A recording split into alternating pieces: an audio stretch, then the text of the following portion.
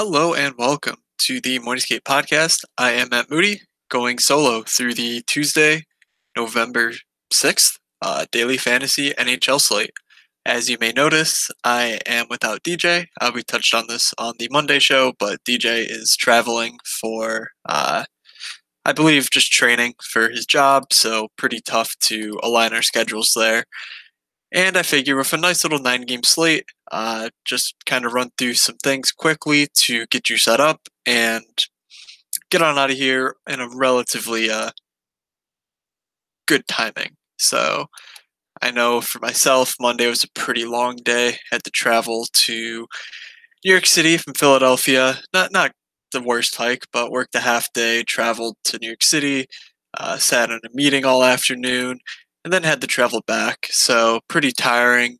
Didn't really get home till well after dinner time. So ready to bang this podcast out and maybe catch up on some of that good sleep. So let's not waste any further time. Like I said, we have a 9 game slate on Tuesday, and we're looking at 7 o'clock, Vegas at Toronto, Montreal playing a back to back at the New York Rangers, Dallas on a road back to back at Columbus, New Jersey, a road back to back as well at Ottawa. Should mention Montreal also on a New York back to back, having just played the Islanders on Monday, going to MSG on Tuesday. So, definitely a back to back. Wouldn't really call it like a road back to back, just given it wasn't a ton of travel.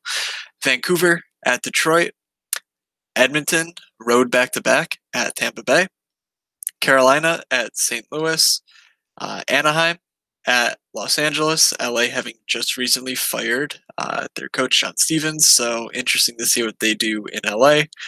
And then lastly, Minnesota at San Jose. So as you can tell, there are a lot of back-to-backs on this slate. So I think a really interesting place right off the top is to kind of take a peek at what Vegas is saying about those teams in particular. And so just real quick, so the Dallas at Columbus game, Dallas being on a back-to-back, Columbus is only a minus 140 favorite currently. I find that pretty interesting. Similarly, for the Montreal game, the Rangers are only minus 115 favorites. Montreal's pretty good to start the season, so I think that makes a little bit more sense. Vegas and Toronto, not a back-to-back situation, but Toronto is a minus 130 favorite. The over-under in that game is only 5.5. I believe that's the first time all year we've seen a non-6 for Toronto. And sneak preview, but my expected goals numbers, the expected goals numbers from these two teams definitely bear that out. New Jersey, favorite on the road at Ottawa, minus 140.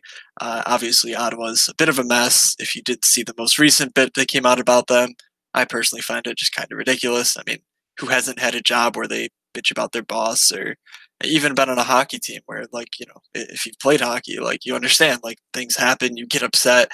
And of course, when you're hanging out with your friends, you're gonna, make light of things that you wouldn't necessarily deem fit for public consumption. But, so I don't really buy into that narrative that, like, they're a fractured team. Like, if they were fractured, they certainly were fractured beforehand, and that's because they're not very good at hockey, not because some guy in an Uber like recorded them saying stuff that every hockey team out there probably has said at one point in time.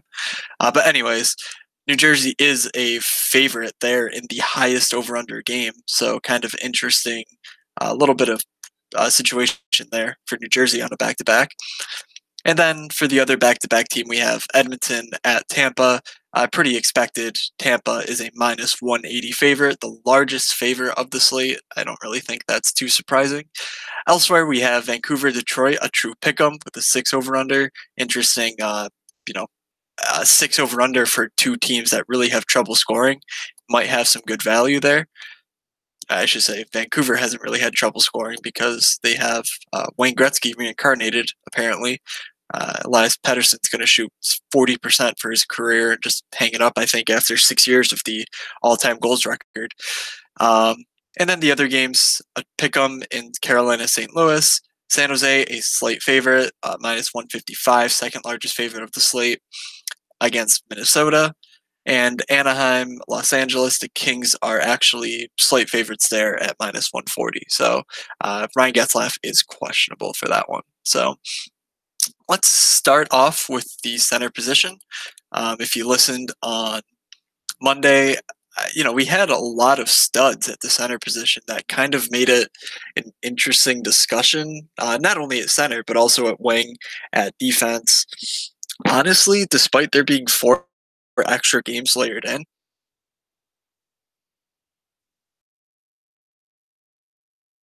I'm really not seeing that much that I think really stands out to me from like a true top tier perspective that really makes a decision like all that difficult. Namely, there's so many back-to-back situations here that I think that it's tough immediately to pay up for some of these guys in situations where it is just simply a little bit tougher to play in a back-to-back situation, and you're not getting a price discount really. But so at the top of center we have McDavid, and then we have John Tavares. Obviously, Matthews is still out, so he has a DL next to him, so just don't play him, obviously. But McDavid, Tavares, Sagan for me is like really the only 3 guys I'm considering in the 7K range. Zibanejad's definitely earned his way up here. Pettersson's been so unbelievable, including a 14 fantasy point game last time out. That I mean, sure, like he probably should be up here, but I don't know. I'm not seeing it personally. And then Logan Couture is also above 7K, so I'm really not all that interested there. Um, and because McDavid and Sagan are both playing on a road back-to-back situation, I think for me the easy play here is John Tavares. If you find the room for center, Tavares has been incredible his last couple games now for the Leafs. They kind of went into a little swoon, but last 2 games now, Tavares has 13 shots plus blocks. He has a goal, 2 assists, playing 20 minutes a night. There's really not much else you can ask for out of Tavares at this point. So, um, I don't really want to spend too much time harping on it. Obviously, McDavid has slate breaking upside whenever he takes the ice. And what I found interesting was that as the game went on against Washington on Monday, they actually like started out with Lucic on the first power play. McDavid ended up scoring, and then as the game went on, Milan Lucic actually got pulled off the first power play unit. I honestly I don't know if Lucic got hurt. I mean, it doesn't seem like that's the case at all. Like he played a regular 5-on-5 shift, but it honestly just seemed like they were looking for different looks on their first power play. So a really interesting bit there. Alex Chiasson and Drake Kajula split the work there, replacing Lucic after McDavid scored his power play goal, which didn't lead to any further goals. So not really something I'm overly interested in, but we'll touch on a cheap winger and Chiasson, who may be worth a look just given a little bit of a role increase. But generally, I'm just not about McDavid in this spot. Like I still respect Tampa immensely, so I'm not going there. Speaking of Tampa, Braden Point's 6,900. Like the minutes there are just so tough for Point. He is yet to crack 19 minutes in a game this season. He's topping out. Lately he's been at about 16 to 17 minutes. That just doesn't cut it. You're going to have to do a whole heck of a lot to get that sort of value for the minutes he's playing, and he's just simply not like a dominant shooter that I think merits that price tag. Similarly, Dylan Larkin 6,800, Sebastian Aho 6,700. 2 guys that I think do have pretty good floors. But generally, I'm not a big fan of the pace in their matchups. I prefer a different Detroit player that we'll touch on. So going past Tavares at center, I really like Steven Stamkos, 6,600. I'm actually not like overly zealous on jamming in like these Tampa studs in Stamkos, Kucherov. McDonough's been priced up as well, so you're not really seeing a ton of value in Tampa outside of JT Miller, who's only 4,400 playing on that first line, first power play. But if you're playing tournaments, I think Stamkos makes a little bit of sense too, at 6,600. Getting him and Kucherov, obviously, pretty strong plays on any slate, but there's a little bit of underlying numbers that are pointing to them actually not being all that dominant this year, which is kind of a concerning trend given how they finished last year, which again was not all that dominant in terms of like shot rate, expected goal generation, that sort of thing. So just a little bit there. I don't think this slate in particular shapes up to be honestly all that great of a slate. I mean, I haven't even gotten to the 6,500 mark yet. We have a handful of guys who probably don't deserve their price tags. Um, and similarly, going from 6,500 down to, 6K, I honestly can't see myself spending on any of these guys. Eric Stahl, Ryan O'Reilly, Leon Draisaitl, Max Domi, Nico Hischier, they're all 6K or above. Um, yeah, they're good hockey players. Don't get me wrong, but all day I'm finding the money to get to Tavares, and I don't really see myself going into this lower tier, or I don't really see myself abandoning the lower tier of center to get guys that I don't think are all that much better, but have been hot lately. Um, I think if I had to pick one for like a tournament sort of stack, it would be Hischier, given that he's playing with Hall and Palmieri. That's just a kind of obvious, spend way up, but could be popular too. So you're not really getting a discount on anything, and there's not really all that much interesting, I think, at the 6K range of center. So a little bit cheaper than that. Braden Shen for St. Louis I think he's a game time decision. It seems like he's like super sore. He couldn't even practice on Monday, so I would lean him towards more doubtful. Um, but that's definitely more guesswork than anything. If he's out, that could open up a little bit of work for a guy like Ryan O'Reilly, uh, who in practice today was centering Tarasenko and Jaden Schwartz.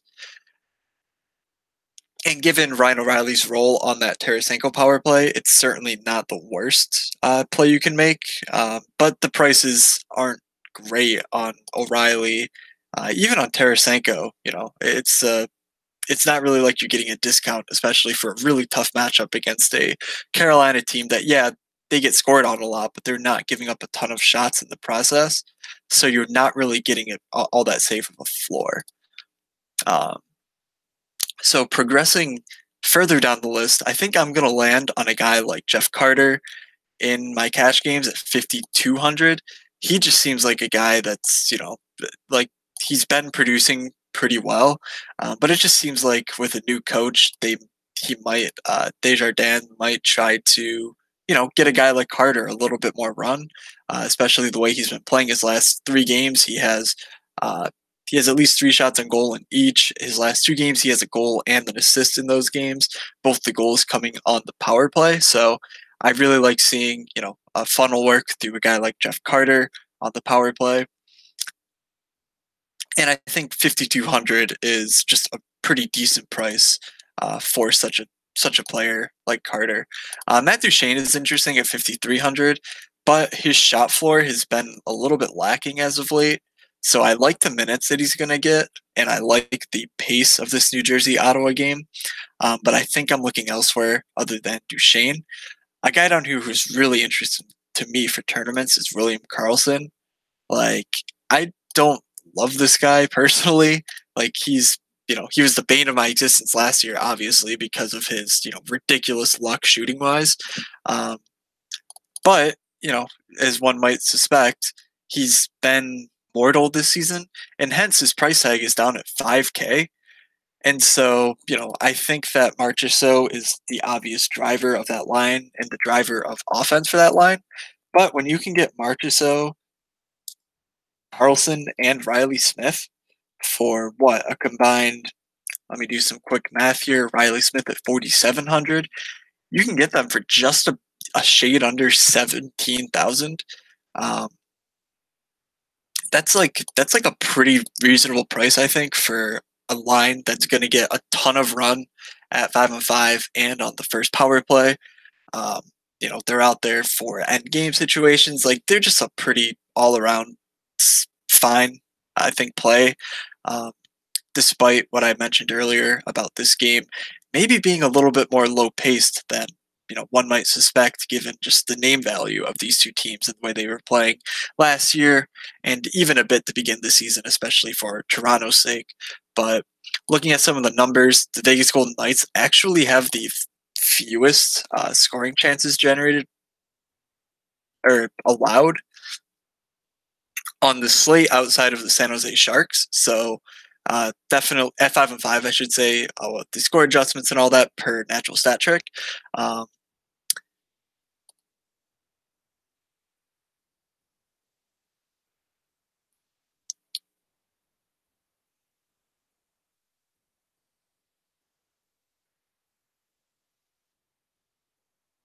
and based on some of their more recent games, Toronto has been, I think better defensively.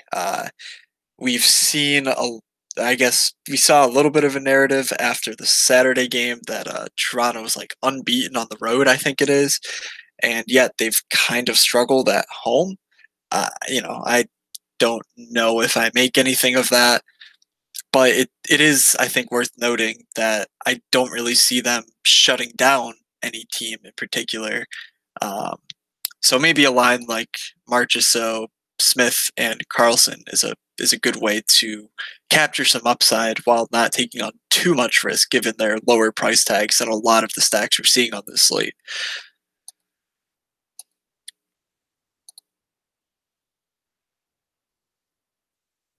So elsewhere in the cheap range of center, Adam Henrique at 4,000.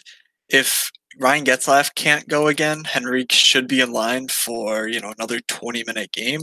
It seems like Getzlaf will be back, so it's interesting to see what will happen if the line's there. Getzlaf was centering Eves and Sherwood on Monday's practice, so even seems like there might be some room for Henrique centering Raquel still. Um, but he's a very low floor play. I think he's really, um, not a must play by any means.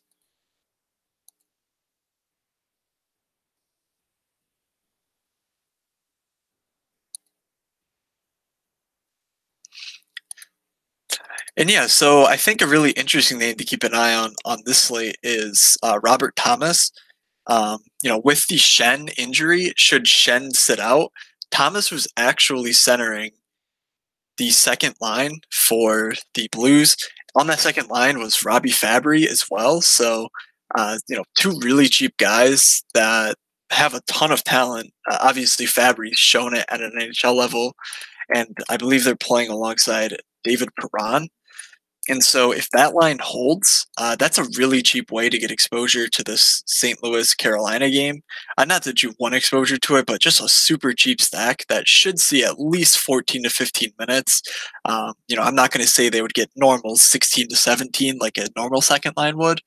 Um, but should Schenn miss, Robert Thomas, I think, has.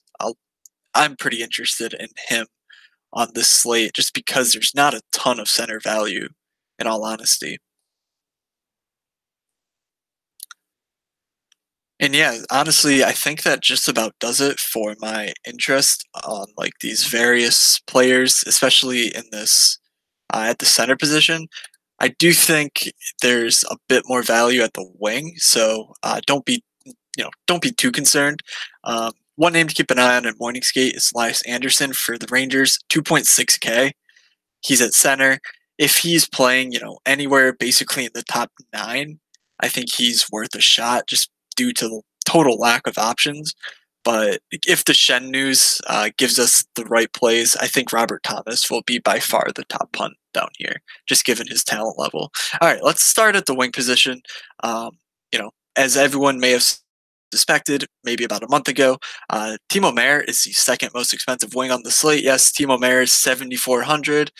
And he's also been one of the more productive players. He's the fifth most productive wing by fantasy points per game, and the third most productive of guys actually playing on the slate because Radulov and Tkachuk are both out. Dustin Brown is ahead of him as well, but Brown's only played in 3 games. So, yeah, congratulations to one Mr. Timo Meyer on being 7,400. I believe DJ mentioned like every time we see him succeed, it's like a little glimmer of happiness. But mostly it's been just wow. Guess I should have played Timo Meyer. Oh, guess it's a Timo night. Um, and this certainly could be another one of those spots. Thomas Hurdle appears like he's going to miss on Tuesday. He's dealing with, I think, concussion like symptoms. So I find it strange that they're really stringing us along and not giving news on him. But if he sits, that's a bunch of minutes that should open. And Timo Meyer's been playing, 18 to 17 to 18 minutes. So I think an even secure workload for Meyer could be in order. Um, but 7,400, goodness, like he's such a great shooter. But man, is that a tough price tag to stomach personally?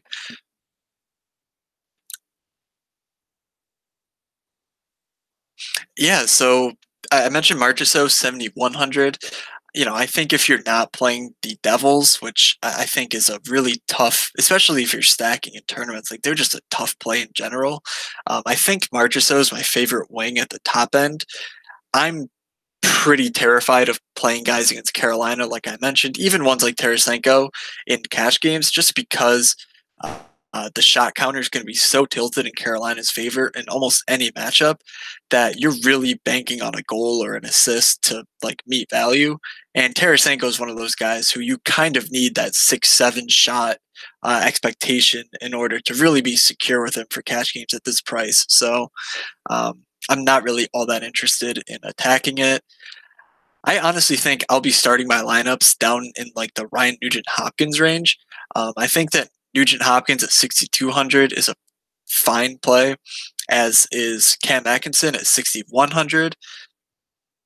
Both of those guys just have really solid shot floors. Atkinson having shown it more over time, and Nugent Hopkins having shown it, playing alongside McDavid, which is obviously never a bad thing to show such a shot floor. Um, but yeah, I think that's where I'm like starting my build process. I should mention that Brock Besser is also day to day. He got hurt on Friday. But in that game on Friday, he had 8 shots on goal, 2 goals, 2 assists. Obviously, he and Pedersen just absolutely broke the slate. But if he does play, he's only 5,800 going against Detroit.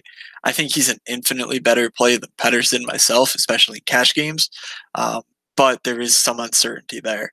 But yeah, there's just a bunch of solid plays here, I think, in the mid fives. We've got Rickard Rakell, 5,700. Not a great matchup, but he's coming off of a series of games in which he played 20 minutes, 21 minutes, 20 minutes, 23 minutes. And then Getzlaff was out and he saw 16 minutes. So Rakell definitely seems like a guy who is a little bit more dependent on Getzlaff than I would like for, cash game setting. But if Getzlaff dresses, it's a decent play in general. Evander Kane, 5,800. Just going to shoot the puck a ton. I don't really think I need to explain that one. One of the top 5 shooters in the NHL on a permanent basis. And when he gets the minutes, like he is currently slotted alongside Pavelski, if Hurdle's out, that's obviously more minutes to go Kane's way. So could be a minor positive there if Hurdle sits.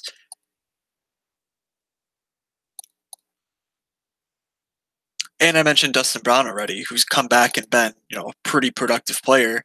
Um, definitely an outlier game against the Blue Jackets because he had not one but 2 shorthanded points, including I think it was a penalty shot while shorthanded. So definitely an outlier game for Brown there, but he's shown over time a pretty, good ability to convert on chances that Kopitar creates. And against the Ducks, you would expect the Kings to kind of have the Ducks hemmed in for periods of time, and there's no better player I can think of than Anze Kopitar to really take advantage of that. Maybe outside of Ryan Getzlaff, but of course Getzlaff can't take advantage of his own team's failure. So Brown and Kopitar could be an interesting little stack there.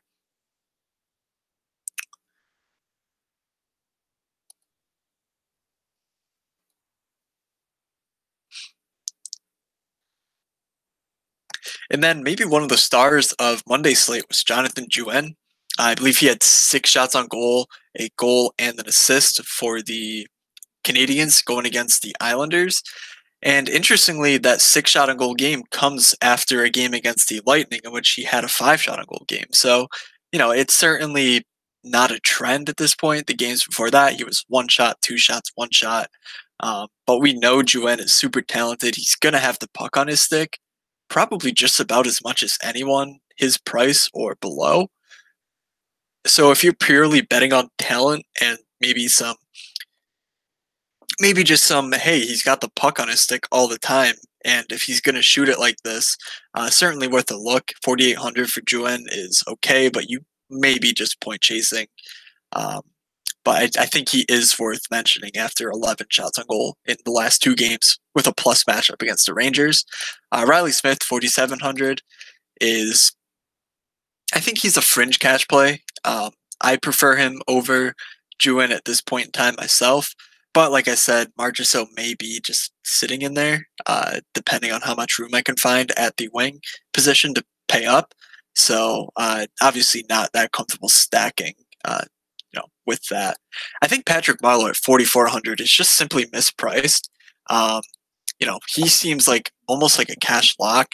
He's playing on a line with Kadri and Kapanen, and he's also on the first power play as long as Austin Matthews is out with injury. So I honestly couldn't tell you why his price went down again.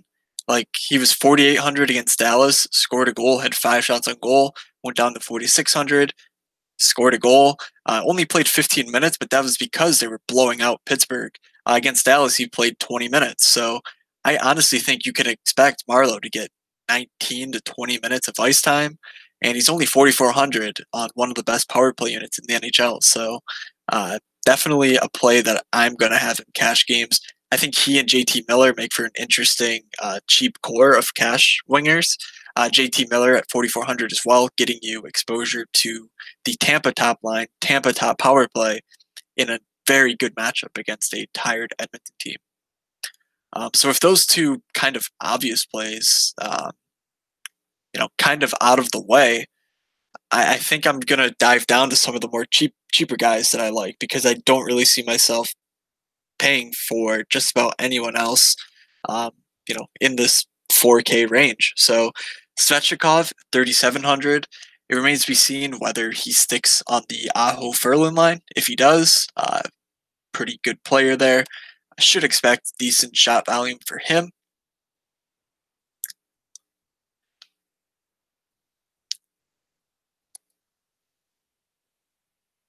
And then a little bit cheaper is Michael Rasmussen. We may be onto something with Rasmussen, guys. I kind of mentioned him off the cuff a couple slates ago, and he rewarded me generously. I think that was the New Jersey game where he just scored a goal with 1 shot, but he's got points in 3 straight games now, including last game against Edmonton, where he saw 17 minutes of ice time. Certainly seems like that's going to be a continuing trend for him. Now, if that reverts, so be it.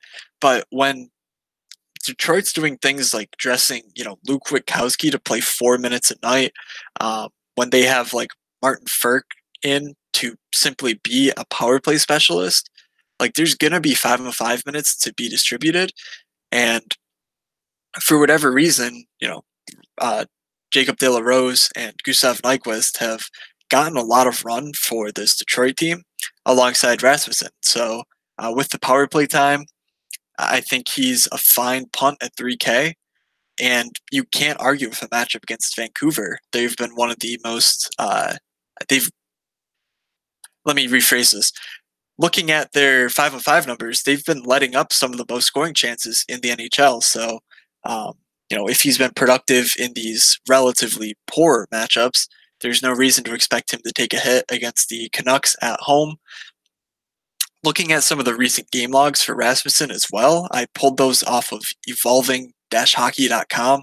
A really interesting site that I knew about but didn't really dive into much until just recently. So really excited to kind of see more of like their Like their game logs are freaking awesome.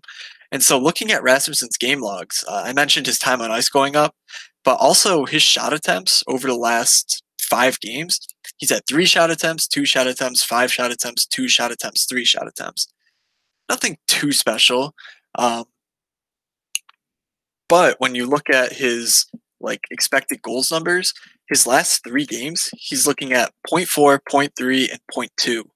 Um, so he's getting shot attempts from really good areas of the ice. He's even pitching in some block shots for us. He just seems like a really safe play at 3K. And you can't say that about many guys, but he seems like he's going to get the run. He has the A+ matchup. And yeah, I think he's a really solid play as well at the wing position. So I think you've got some names to keep an eye on for punting the wing.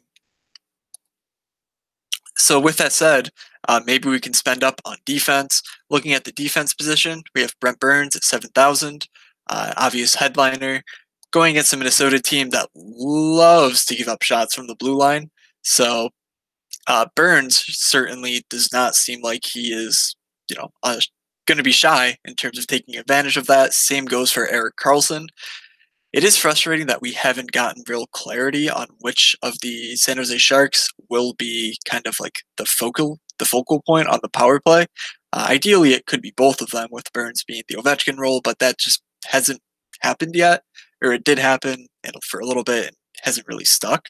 So, unfortunately, we're kind of left to guess there, but both have just stunning game logs in terms of shot attempts.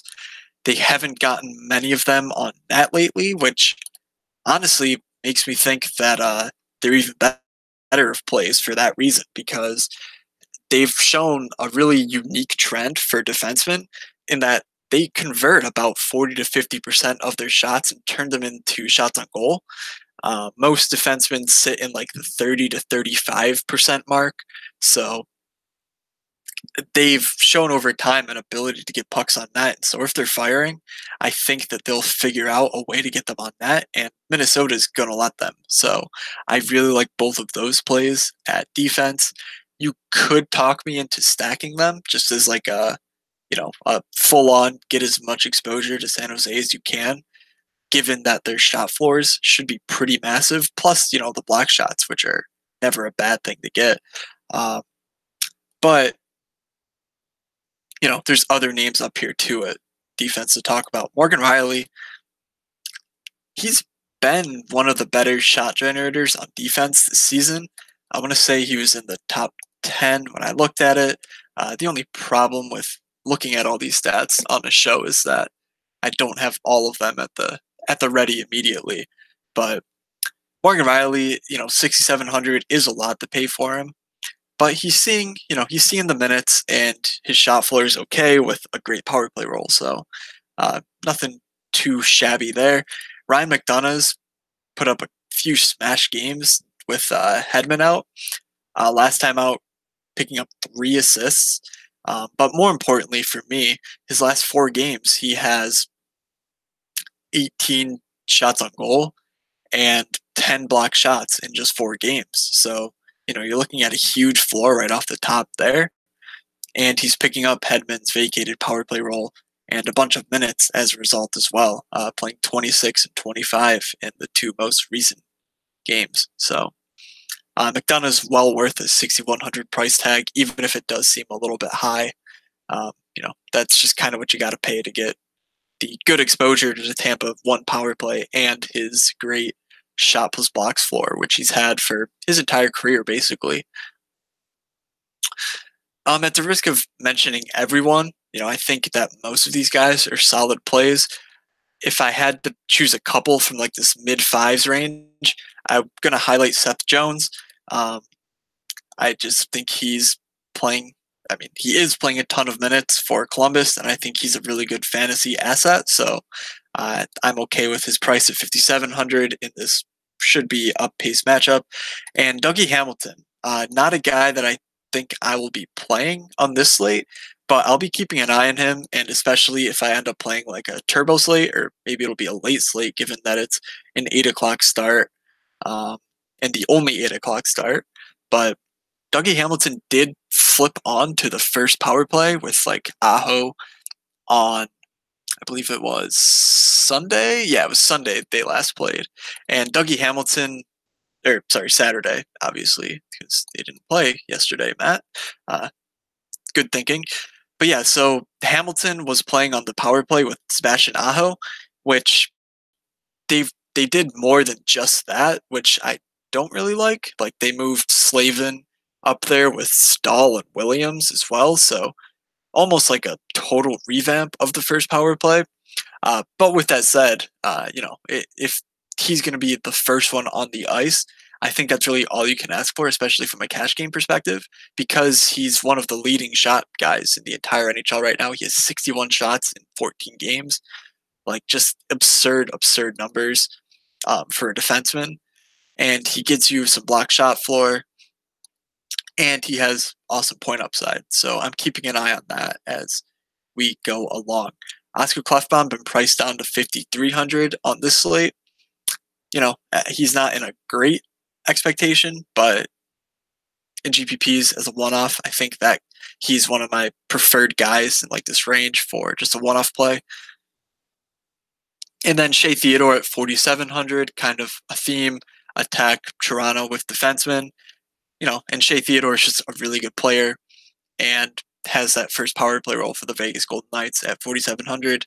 Definitely makes sense with Shea Theodore. A little bit cheaper down the list, Miro Heiskanen at 3,900 did actually end up getting pulled off of the first power play for Dallas, which was a little bit disheartening, given that he was there, and then in morning skate they practiced with Pitlick there. But I think that makes more sense from a team perspective. But you cannot complain of the minutes Heiskanen is getting. Like they started overtime with Heiskanen on the ice as well. Like they are using him in every situation, and he's not playing afraid. Like he is a ton of fun. And I think for 3,900 in basically any matchup, he makes sense as like a salary saving option with a decent amount of upside and a solid floor.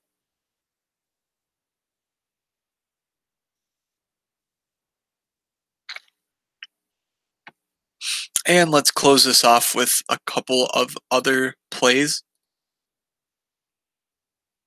I think if you're looking for like a cash option, 3,700, Alec Martinez probably is your guy. He's never going to get you like, well, I shouldn't say never because, Brian Boyle got a hat trick, and I didn't mention him at the wing position. Playing first power play, but fourth line minutes for the Devils. In that matchup, Boyle's probably an okay play, but you probably are going to run into some ownership issues. And for 12 minutes a night, I'm just, I think there were a bunch of other wingers that I like that were cheaper. But anyways, I don't think you're ever going to get like a hat trick from Alec Martinez, 11-point night. But for 3,700, he could certainly get you, 3 to 4 points without blinking an eye. And if he does manage to connect on a goal or, pick up an assist or two, like, he blocks enough shots and he takes enough shots to where he could get you a solid 6-7 point night if everything breaks right. So I think 3,700 for his minutes in this matchup against Anaheim is a pretty good way to get some LA exposure without spending too much.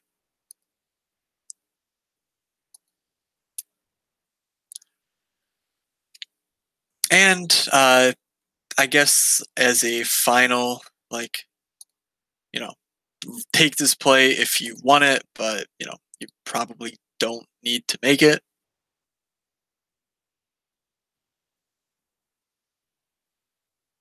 A guy who I think is in an okay spot as well is Troy Stecher for Vancouver. It doesn't appear like he's getting the power play time this season, which is a little bit frustrating, especially with Alex Edler out. It seems like it is Pouliot and Hutton getting like first cracks at that power play. But Stecher does seem like he's going to play 20 minutes just about every night. And for 2,800, he does have a pretty decent offensive portfolio like coming out of the minors, or I think he coming out of college. Stetcher was, so he's a little bit interesting at only 2,800 in this matchup. If you just kind of want to get pieces of it without spending too much, but like I said, there's a ton of value that I think that you can make that don't really necessitate these sort of plays. But for a GPP lineup where you just need that one extra piece, I think you can keep him in mind as like a decent salary saver. So, all right, that will just about do it for my ramblings on this slate. So let's get to a couple of guaranteed goals. I think for me, this starts at the 4,400 range at the wing. I know I mentioned both JT Miller and Patrick Marleau. I'm going to lean with Marleau here for my guaranteed goal. I just think that that price is a little bit silly, and that his role on this team leaves him in a pretty good spot to succeed.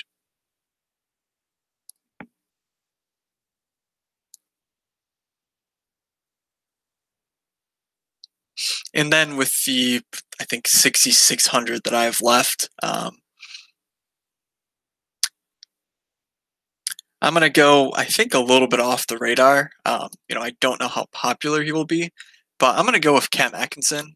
I think at 6K, he's like probably the most expensive winger that I'm likely to play in cash. Just looking at some of the value, looking at these defense I want to play, and at the center position, I think that Atkinson gets you a ton of upside, and he just seems a little bit too cheap for the matchup and the role that he's likely to play. Torts could go full Torts, given that they lost in overtime and just torts everything up. But for right now, he's playing with Panarin and Dubois, the first line and the first power play. So I like Cam Atkinson there. A couple of GPP stacks to get some things started for you.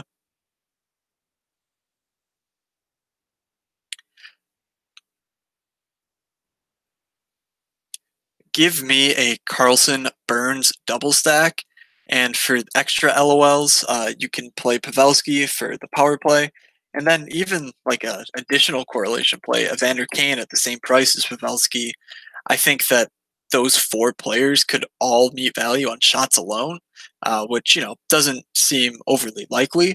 But when that is the situation, if they do put up a couple goals, then they're absolute smash city. So um, I think that this is a really fun game for San Jose, even if they don't score, 4 or 5 goals. If they pick up 2 or 3, I think Minnesota plays such a style that they could get a lot of chances and a lot of shots on goal just as a result. Similar vein of thinking, I think LA.